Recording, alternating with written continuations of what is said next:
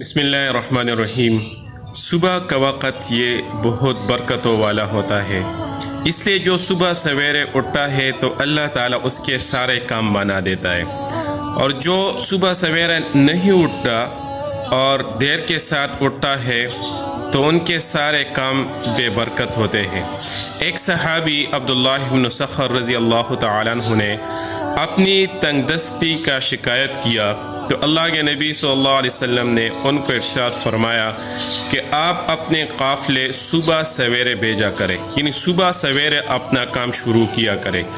تو وہ صحابی فرماتے جب میں نے اس پر عمل کیا اور صبح سویرے میں نے اپنے کام شروع کیے تو اللہ تعالیٰ نے مجھے میری تجارت میں بہت برکت عطا فرمایا۔ تو اس لیے صبح کا وقت جو سویرے سویرے اٹھتا ہے اور سویرے سویرے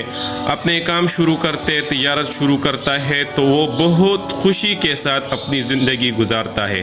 کیونکہ جب سورج طلوع ہوتا ہے تو یہ اوپر کی طرف جاتا ہے، یہ ترقی کرتا ہے، تو جتنی چیزیں وہ اس کے ساتھ ہوتی ہے اور جتنے انسان جاگ رہے ہوتے ہیں تو وہ بھی اس کے ساتھ ترقی کر رہے ہوتے ہیں، اور جو لوگ سوئے ہوتے ہیں تو اس ترقی سے محروم ہوتے ہیں۔ تو اس لیے ہم اپنی عادت بنا لیں کہ صبح سویرے اٹھا کریں اور صبح سویرے اپنے کام اور اپنا تجارت شروع کیا کریں، تو اللہ جل شانہ ہمیں خوشی اور برکت کی زندگی عطا فرمائے گا۔